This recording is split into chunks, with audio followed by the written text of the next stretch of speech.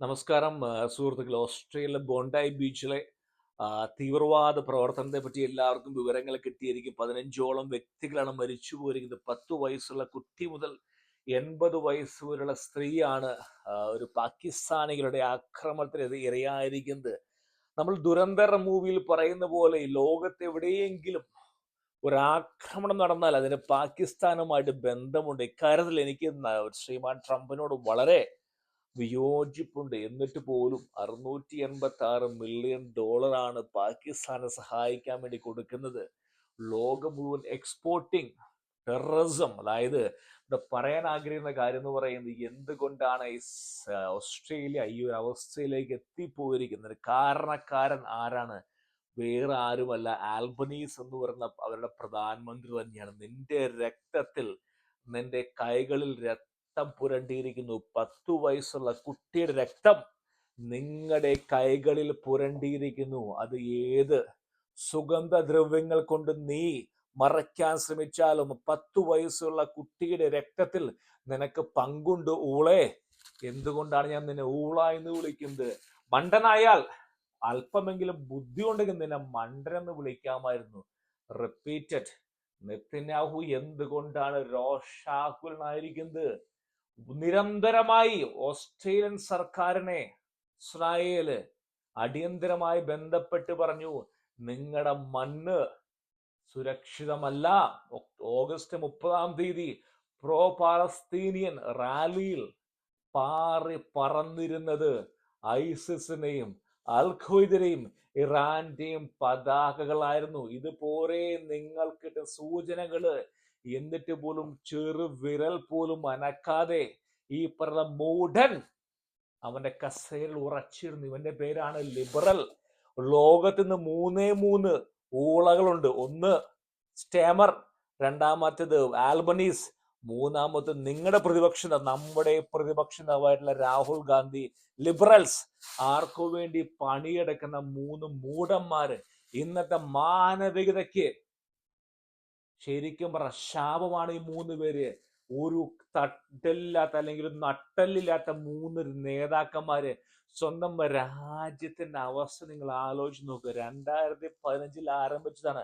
Okay, ഞാൻ അറിഞ്ഞും അറിയാതെയും നമ്മളൊരു വണ്ടി ആക്സിഡന്റ് ആവും, അറിയാതെ പറ്റി പോകുന്നതാണ്. പക്ഷെ 2017 നിങ്ങൾക്ക് UAE പ്രസിഡന്റ് അല്ലെങ്കിൽ അവരുടെ ഫോറിൻ മിനിസ്റ്റർ വാൺ ചെയ്താണ്, നിങ്ങൾ മൂഢന്മാരും മണ്ടന്മാരുമാണ്, നിങ്ങൾക്കറിയില്ല ബോട്ടുകൾ കയറി വരുന്നവരെ പറ്റി. നിങ്ങൾ എന്താ വിചാരിച്ചിരിക്കുന്നത്? ലോകത്തിലെ ദുരന്തർ മൂവിയിൽ പറയുന്ന പോലെ ലോകത്തുള്ള എല്ലാ തീവ്രവാദ പ്രവർത്തനങ്ങളുടെയും പുറകിൽ ആരാണ്? പാകിസ്ഥാൻ മാത്രമാണ്. ഈ രാജ്യത്തിനാണ് ട്രംപ് $700 മില്യൺ കൊടുക്കാൻ പോകുന്നത് ആഹാരത്തെ തകർക്കാനായിട്ട്. നന്മയുള്ള മുഖം ഞാൻ കാണുന്നു നരേന്ദ്രമോദിയിൽ. അദ്ദേഹം എന്നുള്ള വ്യക്തി, അതായത് നിങ്ങളെ ശ്രവിക്കുന്ന ഒരു നേതാവാണ് അദ്ദേഹം. മലയാളത്തിലെ പല പല മാധ്യമങ്ങളും ഉറക്കെ വിളിച്ചു പറയില്ല, പക്ഷേ ഇന്ത്യ ഇന്ന് ഇന്ത്യയായി മാറിയിരിക്കുന്നത് ശ്രീമാൻ നരേന്ദ്ര ദാമോദർ മോദി ഇന്ത്യയുടെ പ്രധാനമന്ത്രിയായ ശേഷമാണ്. നിങ്ങൾ എന്താ വിചാരിച്ചിരിക്കുന്നു സുഹൃത്തുക്കളെ? ഇന്ത്യയിൽ നിന്നും സംഭവിക്കില്ലെന്ന, ഇന്ത്യയെ നിരന്തരം ആക്രമിക്കാൻ തയ്യാറായി കെൽപ്പുള്ള ഒരുപാട് ശക്തികൾ നമ്മുടെ നാട്ടിലുണ്ട്. എന്നിട്ട് പോലും അതിനെ കണ്ടെത്തി ഇല്ലാതാക്കുക, നള്ളിഫൈ ചെയ്യുക എന്നുള്ള ദൗത്യം ഏറ്റെടുത്തിരിക്കുന്ന അദ്ദേഹം. പക്ഷെ ആൽബനീസും കേക്ക് സ്റ്റാമറും എന്താണ്?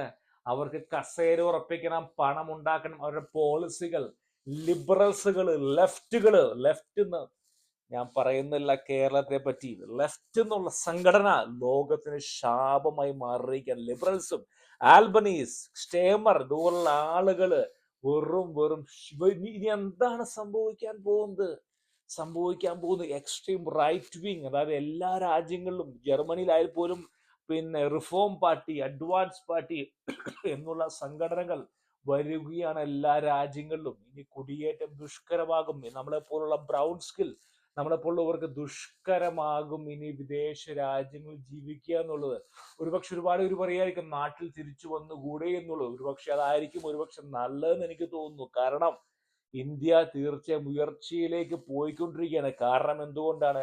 അതായത് നമ്മുടെ നാട്ടിൽ ഇതുവരെ എന്താ പറഞ്ഞുകൊണ്ടിരുന്ന മലയാള മാധ്യമങ്ങൾ, അതായത് നരേന്ദ്രമോദി വന്നാൽ ഭീകരത നിങ്ങൾ തല്ലി ഓടിക്കും, അല്ലെങ്കിൽ പശു ഏതോ ഉത്തരേന്ത്യയിലെ കാലികടത്തിൽ ഒന്നോ രണ്ടോ പേരെ തല്ലിക്കൊന്നു എന്ന് പറഞ്ഞുകൊണ്ട് BJP വന്നാൽ നിങ്ങൾ തല്ലിക്കൊല്ലുമെന്നുള്ള ഭീകരത പറഞ്ഞ് നിങ്ങളെ പറ്റിക്കുന്ന അതേ മാധ്യമങ്ങളും അതേ രാഷ്ട്രീയക്കാരുമാണ് ഈ പറയുന്ന ഓസ്ട്രേലിയയിലും ലണ്ടനിലുമുള്ള ജനങ്ങളെ പറ്റിക്കുന്നത്. അവരാണ് ഇവർ അധികാരത്തിൽ കയറ്റിയിരിക്കുന്നത്. നിങ്ങൾ ചിന്തിക്കുമായിരിക്കും, ഇപ്പൊ മനസ്സിലായോ നിങ്ങൾക്ക്? ഈ സെയിം മാധ്യമങ്ങൾ വൈകുന്നേരം 7 മണിക്ക് വന്നുകൊണ്ട് മോഡി വിരോധം പറയുന്ന അതേ ആളുകളാണ് ഈ രാജ്യങ്ങളിലുമുള്ളത്. BBC, അൽ ജസീറ, അങ്ങനെ പല മാധ്യമങ്ങളും, CNN. ഇവർക്ക് ഒരേ ഒരു അജണ്ട മാത്രമേ ഉള്ളൂ: ലെഫ്റ്റുകളെ ഭരണത്തിൽ കയറ്റുക, രാജ്യം തകർക്കുക. എന്തോ ഭാഗ്യം കൊണ്ടാണ് 2014 മോഡി അധികാരത്തിൽ വന്നിരിക്കുന്നത്. ഇപ്പോ നിങ്ങൾക്ക് മനസ്സിലായോ ഈ രാജ്യത്തിന്റെ അവസ്ഥ? ഓസ്ട്രേലിയ ക്ഷണിച്ചു വരുത്തിയതാണ്. അവർ കൊടുത്ത വില രക്തമാണ് കൊടുത്തിരിക്കുന്നത്.